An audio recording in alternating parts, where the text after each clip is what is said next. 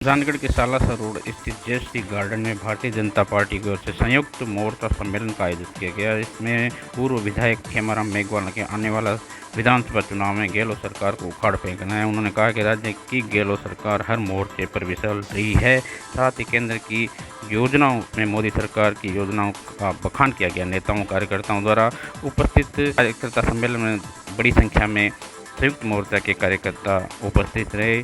वक्ताओं ने केंद्र सरकार की मोदी सरकार की योजनाओं के बारे में बताया। वहीं सुजानगढ़ नगर परिषद जयश्री धादी सहित जिला प्रमुख प्रतिनिधि रवि आर्य, संतोष मेघवाल प्रधान विधासर, वहीं भाजपा नेता भगवान स्वरूप गुर्डन ने भी इस सम्मेलन को संबोधन दिया। सम्मेलन में संयुक्त मोर्चा के जिला के अनेक कार्यकर्ता उपस्थित रहे जिन्होंने शिरकत की। सम्मेलन में हम सब लोग साथ में हैं।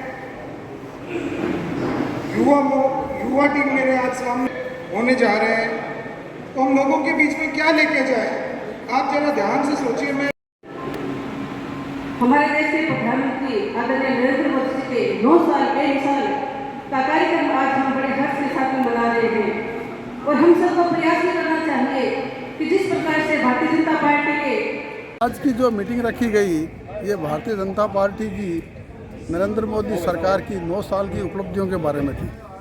तो अपने जो देश के प्रधानमंत्री नरेंद्र मोदी हैं, उन्होंने तो ऐसे कर्तव्य किए हैं, ऐसी योजनाएं का उन्होंने आयोजन किया है, ऐसी योजनाएं भारत सरकार को दी है कि जिनका उल्लेख मैं क्या बताऊं, एक हो तो बताएं, अनगिनत है। और विश्व के अंदर छा जाने वाली योजनाएं हैं। विश्व के अंदर आज नरेंद्र मोदी 1 नंबर पर आ रहे हैं। तो ऐसे नेता के 9 साल की उपलब्धियाँ जो इन्होंने की है, उनकी गुणगान करना तो बहुत ही बड़ी बात है। कितना करें, असंख्य योजनाएं हैं, असंख्य लाभ मिले हैं, जनता हर तरह से संतुष्ट है। तो आगामी आने वाले टाइम में नरेंद्र मोदी की ही सरकार बनने वाली है। उसी कड़ी में राजस्थान में भी जो सरकार है वो बीजेपी की ही बनेगी, इसमें कोई संशय वाली बात नहीं है, क्योंकि कांग्रेस हर तरह से भ्रष्टाचार में लिप्त है और उनके जो कारनामे ऐसे हैं कि जिनको सुनकर पैरों तरह से ज़मीन खिसक जाती है। तो ऐसे में यह लगता है कि सरकार तो बीजेपी की ही बनेगी और बीजेपी सरकार ही कामयाब होगी और सब जगह नरेंद्र मोदी का वर्चस्व है। तो उसी के कारण से सब कुछ ये आगे से आगे खड़ी जुड़ती चली गई है। सुजानगढ़ को जिला नहीं बनाने की मांग को लेकर नेताओं को नहीं घुसने देंगे, वक्ताओं ने कहा। सुजानगढ़ की जिला बनाने की मांग को लेकर जनहित मोर्चा द्वारा 2 माह से पुराने बस स्टैंड पर धरना दिया जा रहा है। सुजानगढ़ की जिले बनाने की मांग को लेकर पुराने बस स्टैंड पर जनसभा का आयोजन किया गया, जिसमें ग्रामीणों ने इस सभा में भाग लिया। सुजानगढ़ सुजला जिला बनाने की मांग को बुलंद किया। इस अवसर पर जनहित मोर्चा के अध्यक्ष राम कुमार मेघवाल ने कहा, जब तक सुजानगढ़ को जिला नहीं बनाएगा तब तक आंदोलन जारी रहेगा। ग्रामीणों ने आगामी विधानसभा चुनाव में मांग दोहराते हुए पार्टियों का विरोध करने की मांग की। वहीं कॉमरेड रुलानिया ने कहा, गाँव में वोट मांगने नेता आए तो उनका विरोध करेंगे। साथ ही उन्होंने कहा, पुराने बस स्टैंड से आज हमने धरना स्थगित किया है, वहीं आगे पुराने धरना जारी रहेगा एसडीएम कार्यालय के सामने। वहीं बड़ी संख्या में ग्रामीण क्षेत्र की जनता उपस्थित थी इस धरने में, जहां पे सरकार के विरोध नारेबाजी की गई। सुजानगढ़ को जिला बनाने की मांग को लेकर जनहित मोर्चा के नेताओं ने मीडिया को बताया। हमारे सुजला जिले की मांग को लेकर आने वाले विधानसभा के चुनाव है वो नज़दीक हैं, इसीलिए हमारे यहाँ आज आम सभा रखी गई। उसमें यही कहा गया है कि सुजला जिला नहीं है तो इस विधानसभा चुनाव को देखते हुए हर गांव के अंदर इनको एंट्री नहीं की जाएगी और हमारे जनहित संघर्ष मोर्चा का हर व्यक्ति हर विधानसभा क्षेत्र के अंदर गांव ढाणियों में जाकर इनका विरोध करेंगे।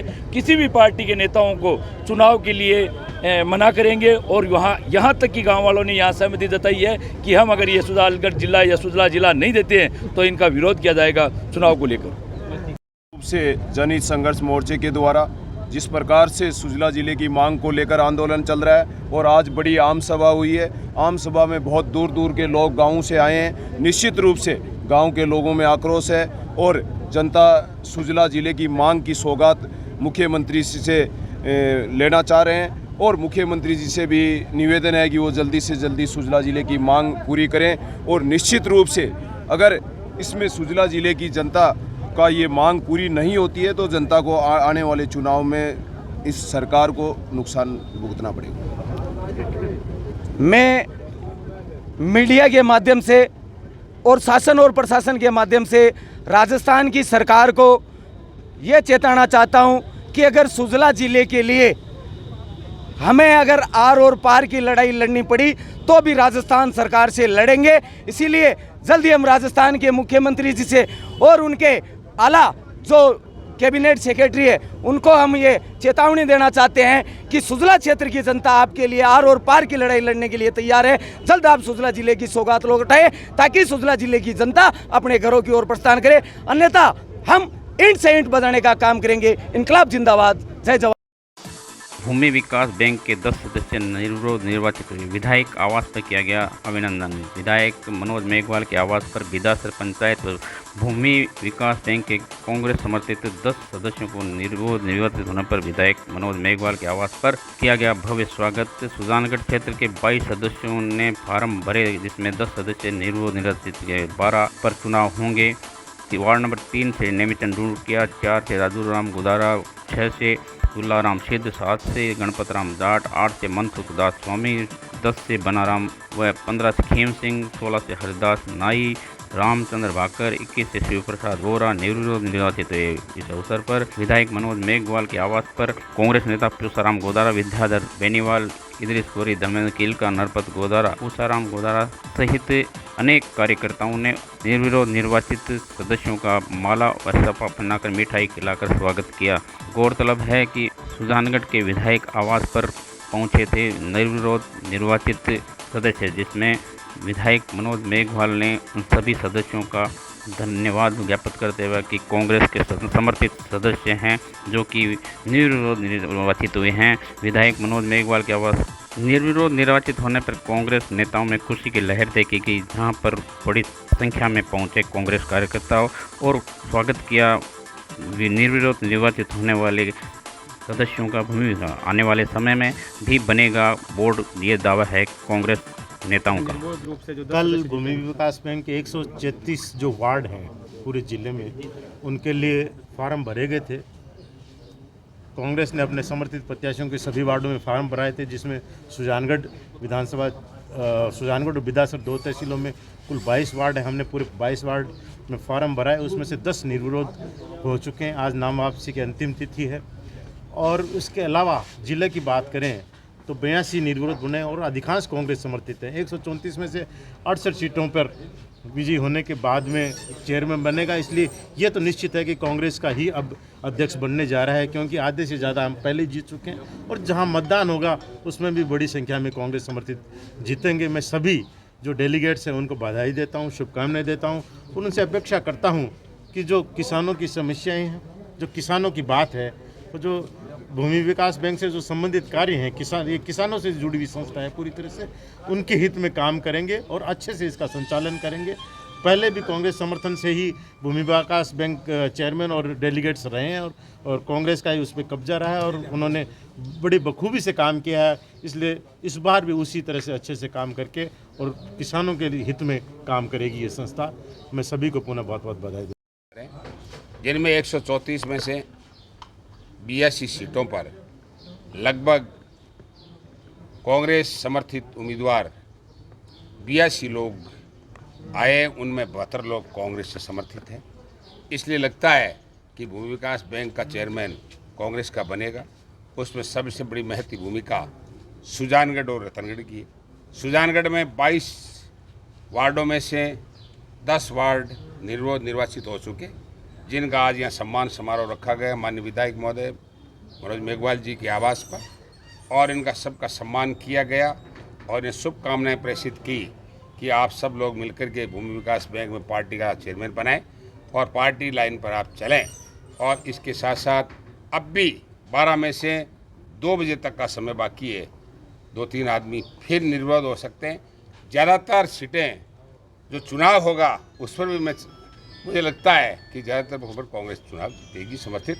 और मैं जो हमारे 10 उप डायरेक्टर जीते हैं, जो डेलीगेट हैं, इन्हें मैं बहुत शुभकामनाएं प्रेषित करना चाहता हूं और कहना चाहता हूं कि मेरा और माननीय विधायक जी मनोज जी मेघवाल का आपको पूरा समर्थन है और क्षेत्र में भूमि विकास बैंक संबंधी समस्या समाधान और उसको आगे बढ़ाने और भूमि विकास बैंक का किसानों को लाभ दिलाने के लिए आप सतत प्रयासरत रहोगे, ये भी हम आपसे आशा अपेक्षा करते हैं। आपका ये आज माननीय विधायक जी ने अपने निवास पर ये आपका सम्मान समारोह रखा, इसमें मेरे को भी बुलाया गया, इसलिए सबको मैं मेरी तरफ से बहुत बहुत धन्यवाद। जय हिंद, जय भारत। दादा कायम खां के 604वें शहादत दिवस पर पूरे देश रक्तदान शिविर आयोजित किया गया, जहां पर ब्लड बैंक सुजानगढ़ में कायम खां डे पर 4वें शहादत दिवस पर कायम खानी समाज की ओर से सुजानगढ़ के लेंस क्लब चैरिटेबल में रक्तदान शिविर का आयोजित किया। शिविर में युवाओं ने बढ़ चढ़ कर रक्तदान किया। शाम तक चले शिविर में 100 से अधिक रक्तदाताओं ने अपना रक्तदान किया। बहुत अच्छा दोस्त है। पहले मैं आपको बता दूं कि हमारे दादा कायम खां की शहादत का दिन है, ये 604वां शहादत का दिन है। हम सुजानगढ़ में दादा कायम खां के दिवस पे पिछले 15 वर्षों से ये ब्लड डोनेशन का प्रोग्राम कंटिन्यू करते आ रहे हैं। उसी कड़ी को आज जोड़ते हुए और आज इस मौके, आज का ये तो दिन है, शुभ दिन है। आज के दिन विश्व डे, जो ब्लड डे का भी एक प्रोग्राम आज ही के दिन रखा जाता है। और आज ही के दिन 14 जून को हमारे दादा कायम खां की शहादत के दिन पे हम 15 सालों से सुजानगढ़ में ब्लड डोनेशन का प्रोग्राम रखते आ रहे हैं। और आज फिर से हमारे युवा साथियों ने सुबह तपती धूप में सुबह से लगे हुए हैं और तपती धूप में, इस तेज़ धूप में ब्लड देने का कार्य कर रहे हैं। सब युवा साथियों में बहुत बड़ा जोश है, सब आ रहे हैं और सर्व समाज का पूरा सहयोग है। हमारे दादा कायम खानी समाज से हमारा ये प्रोग्राम रखा गया है। मगर अभी तक जितने यूनिट हुए उसमें से 15 से 20 यूनिट हमारे कसाई समाज से, सब्जीपुरों समाज से, कुमार समाज से, ब्राह्मण समाज से, राजपूत समाज से भी हमारा सहयोग मिलता आ रहा है। जैसे कि और भी ब्लड डोनेशन का प्रोग्राम रहता है तो हमारे युवा साथियों का उनका सहयोग रहता है, हमारे प्रोग्राम में उनका सहयोग रहता है। तो इस विषय में ब्लड डोनेशन का प्रोग्राम शांतिपूर्वक चल रहा है और अब शाम तक 150 के समथिंग यूनिट हो जाएगा। आने वाले मानसून की चुनौती से निपटने के लिए सुजानगढ़ नगर परिषद ने युद्ध स्तर पर तैयारी शुरू की है, जहां पे नालों की सफाई का कार्य पूरा कर दिया गया है। नगर परिषद ने जहां सबसे बड़ी गैनानी, जो कि शहर का पानी इसमें गैनानी में एकत्रित होता है, गंदे पानी के रूप में बड़ी गैनानी है, जिसको सफाई करने का अभियान शुरू कर दिया गया है। गौरतलब है कि मानसून से तैयारी शुरू हो चुकी है नालों की।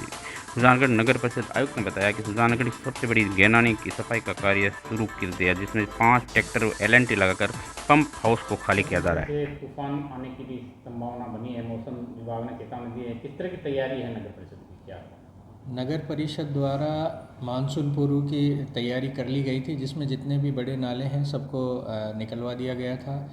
इसके अलावा जितनी भी हमारी मोटर्स लगी हुई हैं गैनानियों पे और जहाँ जहाँ पे भी लगी हुई है, उन सबको सुचारू रूप से चालू करवा दिया गया है। इसके अलावा हमने वहाँ पे सब जगह पे जनरेटर्स की व्यवस्था कर दी गई है।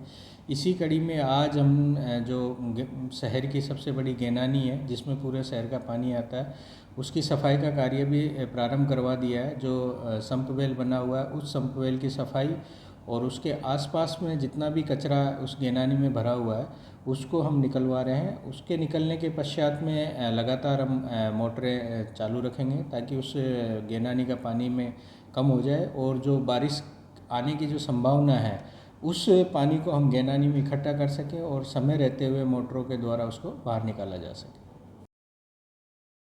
श्री सालासर बालाजी मंदिर में पहुंचे प्रदेश अध्यक्ष CP जोशी, जहां पर उनका भव्य स्वागत किया गया। सुजानगढ़ के अनेक नेता कार्यकर्ता पहुंचे, वहीं प्रदेश से अनेक नेता पहुंचे, जहां पर आपको बता दें अधिकांश कार्यकर्ताओं में नजर आया, जिनमें अधिकांश थे टिकटार्थी, जो कि आने वाले विधानसभा चुनाव में भाजपा से चुनाव लड़ने चाहते हैं। सालासर मंदिर पहुंचने पर पूजा अर्चना की प्रदेश अध्यक्ष भाजपा CP जोशी ने। वहीं प्रदेश अध्यक्ष के मंदिर पहुंचने पर भव्य स्वागत किया गया। कार्यकर्ताओं द्वारा सालासर मंदिर के पुजारी परिवार द्वारा स्वागत किया गया। वहीं बता दें कि जिला अध्यक्ष द्वारा पूजा अर्चना में CP जोशी का स्वागत किया गया। वहीं रतनगढ़ विधायक अवनेश महर्षि सहित अनेक विधायक पूर्व सांसद मौजूद रहे। यज्ञ हवन में सालासर प्रदेश अध्यक्ष भाजपा CP जोशी ने मीडिया को बताते हुए कहा, सर जिस तरह से आपने यात्रा की है, धार्मिक यात्रा, ये क्या कहना? देखिए, केंद्र की नरेंद्र मोदी जी की सरकार की ऐतिहासिक 9 वर्ष पूरा होने पर आज झुंझुनू ज़िले में भी, सीकर ज़िले में भी प्रेस वार्ता हो, चाहे लाभार्थी सम्मेलन हो, चाहे मोर्चे के सम्मेलन हो, लोगों का जनसैलाब उन कार्यक्रमों में उमड़ रहा है, वो इस बात का द्योतक है कि मोदी जी ने जो कहा वो किया 9 वर्षों में। लेकिन राजस्थान में एक ऐसी सरकार है जिन्होंने वादा किया था कि हम किसानों का संपूर्ण कर्जा माफ़ करेंगे। आज हजारों किसानों की ज़मीन कुर्क होने की कगार पर है। कई किसानों ने मुख्यमंत्री के नाम पत्र लिखकर आत्महत्या की है। उन्होंने वादा किया था कि युवाओं को बेरोजगारी भत्ता देंगे। बेरोजगारी भत्ता तो नहीं मिला, लेकिन रीट की परीक्षा में जो भ्रष्टाचार का तांडव मचा है उसके कारण लाखों युवाओं को उनका भविष्य को खराब करने का काम राजस्थान की सरकार ने किया है। उन्होंने कहा महंगाई को रोकेंगे, हम बिजली का 1 पैसा भी नहीं बढ़ाएंगे। 4.5 वर्षों में अनेक बार बिजली के दाम बढ़ाए। आज सबसे महंगा पेट्रोल राजस्थान में है, सबसे महंगा डीजल राजस्थान में है, सबसे महंगी बिजली राजस्थान में है। साइबर क्राइम सबसे देश में राजस्थान में है। दलित पर अपराध में राजस्थान 1 नंबर पर है। वादा खिलाफी में राजस्थान 1 नंबर पर है। महिलाओं पर अत्याचार में राजस्थान 1 नंबर पर है। छोटी बच्चियों के साथ दुराचार में राजस्थान 1 नंबर पर है। आज क्या राजस्थान में तुष्टीकरण चरम पर है। इसीलिए राजस्थान की जनता ने तय कर लिया कि 2018 में कुछ लोग सर सीएम कह रहे हैं कि आप कोई सा भी मोबाइल ले आओ, पैसा हम बाद में दे देंगे। मार्केटिंग कर रहे हैं सर, ये क्या कहना है? पीसीसी चीफ के घर में बड़ी दो सभाएं आज आपने की है और बड़ी संख्या में पहले एक सवाल पूरा होने थे। सीएम ने कहा है कि आप कोई सा भी फोन ले लें, पैसा सरकार बाद में दे देगी। अच्छा, आप ये बताएं कि 2018 में जो मैनिफेस्टो में था वो काम होना चाहिए कि नहीं होना चाहिए। आज वो किसान की ज़मीन नीलाम हो रही तो उसका जिम्मेदार कौन है। आज पेट्रोल डीजल पर दूसरे राज्यों से ज़्यादा वेट यहाँ की जनता से वसूला है। राहत तब होगी जब आप 4.5 वर्ष में वसूला गया ज़्यादा पैसा आप उनके जेब में डालोगे। राहत तब होगी जब 4.5 वर्षों में जितनी बिजली के दाम आपने बढ़ाए हैं, जो वादा आपने किया कि हम 5 साल में 1 पैसा भी नहीं बढ़ाएंगे, बढ़ा हुआ पैसा वापस उसके खातों में डालो, तब लगेगा कि आप कहीं अपने वादे पर अडिग है। बाकी आपकी सरकार की सांसें बहुत कम बची है, जनता आप पे विश्वास नहीं करने वाली।